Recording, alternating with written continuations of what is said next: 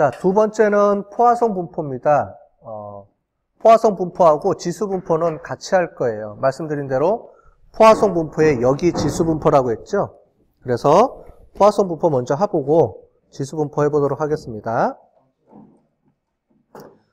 자, 포화성 분포는 일정한 단위 시간당 사건이 몇 번 발생하는지를 하는 거예요. 그러니까 말하자면 특이한 사건이 이제 미세하게 발생했을 경우에 이렇게 얘기를 합니다. 자, 그래서 단위가 시간이 될 수도 있고요. 또는 공간, 이렇게 될 수도 있어요. 그래서 특정한 공간에 우리가 모니터 같은 경우에 모니터가 뭐 100인치짜리다. 그러면 거기에 불량 화소가 뭐 한 서너 개뿐이 안 생길 수가 많죠. 그럴 경우에는 100인치당 이렇게 하면 너무 많으니까 1인치당 몇 개, 뭐 이런 식으로 해서 우리가 특정 공간에서도 쓸 수가 있어요. 어쨌든 특정한 시간이나 특정한 공간 또는 특정한 단위당 몇 건이 발생하는지를 우리가 계산을 한 다음에 그 단위에서 몇 건 이상 이하가 발생할지를 우리가 보는 겁니다. 그게 우리가 포화성 분포라고 부르는 거예요. 자, 예를 들자면 우리가 이렇게 시간이 있다 그러면 그 시간에서 일정한 단위 시간을 제가 쪼갭니다. 그거를 5분이 될 수도 있고요. 10분이 될 수도 있고 뭐 1시간이 될 수도 있고 하루가 될 수도 있어요. 말하자면 도로공사 같은 경우에 하루 동안의 사망사고 건수 이렇게 우리가 보고 싶어요. 그러면 그걸 하루로 잡을 수가 있고 아니 나는 1시간마다 건수가 몇 건 있는지 보고 싶어요. 그러면은 1시간당 뭐 경부고속도로 사고 건수 뭐 이렇게도 우리가 잡을 수 있다는 거죠. 그거는 내가 즉 연구하고 싶은 사람이 분석하고 싶은 사람이 기간을 정하는 거예요. 그 기간당 평균 건수를 계속 우리가 알면 되니까 그게 5분이 되든 1시간이 되든 뭐 하루가 되든 또는 뭐 1년이 될 수도 있죠. 1년에 몇 건 발생 안 한다 그러면 1년에 몇 건이냐 뭐 이렇게 우리가 볼 수도 있죠. 그것처럼 일정한 단위를 먼저 정해주고 그 단위당 몇 건이 발생하느냐 이게 포화성 분포입니다.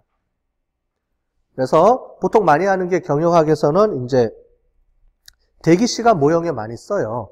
그래서 포화성 분포는 이제 단위 시간당 콜이 몇 건이 오느냐 뭐 이런 개념인데 또 이거를 역수로 하면 자, 우리가 5분 동안에 5건이 전화가 와요.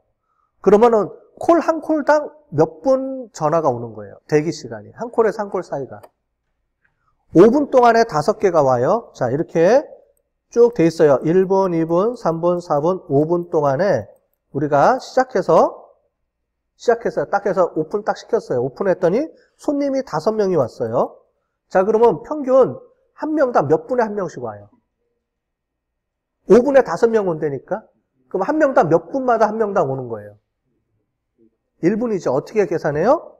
5분에 5건이니까 하나, 둘, 셋, 넷, 5건이니까 뭐예요? 5명이니까 5분의 1로 하면 되죠.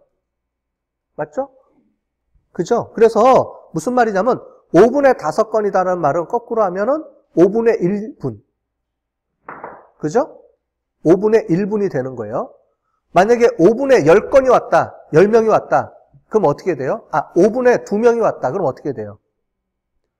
5분에 2명이 왔어요. 그러면 한 명당 몇 분마다 한 명당 와요? 2분 50초죠. 어떻게 돼요? 우리 5분은 상관없어요. 5분, 그러니까 우리가 정해주고 2건이 오죠. 2명이 오죠? 그럼 어떻게 돼요? 2분의 1이죠. 2분의 1인데 뭐의 2분의 1이에요? 시간이. 5분의 2분의 1이죠? 그러니까 어떻게 계산하면 돼요? 5 곱하기 2분의 1이죠. 그죠? 그러니까 2분 30초. 이렇게 나오는 거죠. 그러니까 단위 시간의 뭔지를 우리가 틀려지기 때문에 항상 역수로 계산해주고 그거에 대한 단위 시간이 5분이면 5 곱하기 2분의 1, 10분이면 10 곱하기 2분의 1, 하루면 하루 곱하기 2분의 1 이렇게 나오는 거예요. 건수에 따라서 건수의 역수라는 말이죠. 그래서 지수분포는 이거에 대한 반대입니다. 맞죠? 포화성 분포는 5분당 몇 건이냐? 그러면 지수분포는 그 건수를 5분으로 나눴을 때 그 건수가 되는 거죠. 시간이 되는 거죠. 건에서 건 사이의 시간이 되는 개념이죠. 그렇게 이해를 하시면 되겠어요. 자, 얘는 수식을 뭘로 부르냐면은 람다라고 부릅니다. 평균을. 그래서 평균이 람다라고 불러요. 그래서 몇 건 발생했냐? 그럼 람다가 얼마냐? 이렇게 얘기를 하고요. 거기에 몇 건 이상 이하를 x로 나타냅니다. 됐죠? 그래서 이렇게 우리가 포화송 분포식이 이렇게 돼 있는데 이걸 못 쓰니까 이렇게 포화송 분포표를 만들어요. 네, 지난번에 우리가 본 것처럼 포화송 분포표도 우리가 보는 R을 이용해서 할 수가 있습니다. 자, 그래서 R에서는 포화송 분포를 뭐라고 썼어요? POIS에서 포이송. 그죠? 이렇게 썼습니다. 영어로는 이렇게 돼 있어요. 포이손 이렇게 돼 있죠? 말로. 그런데 우리는 포화송, 이게 프랑스 말이라서 프랑스 말 같아요. 그래서 포화송 이렇게 우리가 부르는데 이렇게 돼서 앞에만 잘라서 이렇게 합니다. 당연히 발생 건수가 제일 앞에 나오고요. 그 다음에 람다가 나오죠. 람다. 그죠? 우리 이항분포는 발생 건수 다음에 성공 확률이 나왔죠. 그죠? 앞에는 발생 건수, 뒤에가 성공 확률. 포화송 분포는 앞에는 발생 건수, 뒤에는 람다. 평균 시간. 이게 5분이 될지 10분이 될지는 내가 임의로 정하는 거기 때문에 뒤에는 5분, 10분은 안 써줍니다. 자, 그래서 이거를 우리가 나타내 봅시다. 자, 우리 R 스크립트 하나 만들고요. 다시 R 스크립트 만들어서 포화송 분포 이렇게 저장하기 위해서 02 포화송 분포 이렇게 포화송 분포.R 해서 만들어 놓으시고요. 저는 해놨기 때문에 안 하겠습니다. 자, 그래서 앞에는 요거는 갖고 오고요. 자, 똑같이 이렇게 치시면 됩니다. 그래서 포화송 분포 x 값이 얼마, 람다가 얼마 이런 식으로 써주면 되겠죠. 한번 시작해 볼까요, 우리? 그래서 제가 한번 해보겠습니다. 똑같이 이렇게 치면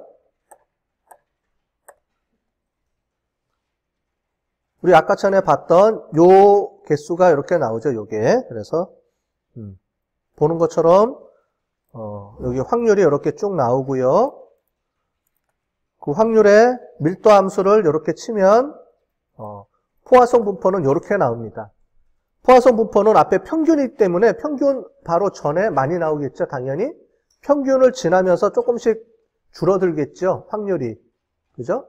평균 1.5에 오는데 평균 5건 온다. 이러면은 거의 드물죠? 그러니까 여기에 갈수록 이제 떨어집니다. 자, 그러면 우리 누적 확률 밀도 함수 해볼까요? 자, 했는데, 자, 이렇게 해봅시다.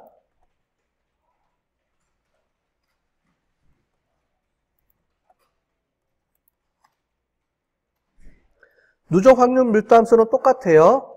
똑같은데, 자, 지금 보는 것처럼 2회 이상 받을 확률 하니까 이렇게 나오죠. 그죠? 자, 제가 이렇게 P를 써놓은 거는 뭐냐면, 요거를 기반으로 해서 쓴 겁니다. 원래는 정확하게 하면은 얘가 이렇게 나오면 안 되죠. 2회 이상이니까 어떻게 돼요? 이거죠? 이건데, 여기서 우리가 쓸 때는 이렇게 써야 된다라는 걸 표시해 주기 위해서 제가 이렇게 쓴 거예요. 원래는 이거죠? 이렇게 써야 되는 건데, 여기서는, 이렇게 우리가 쓰는 거죠. 그죠? 그래서 요게 나오는 겁니다. 자, 그러면 요거 한번 해볼게요. 자, 10분에 평균 2회 전화가 옵니다. 자, 10분 동안에 2회 이하로 전화 올 확률을 한번 구해볼까요?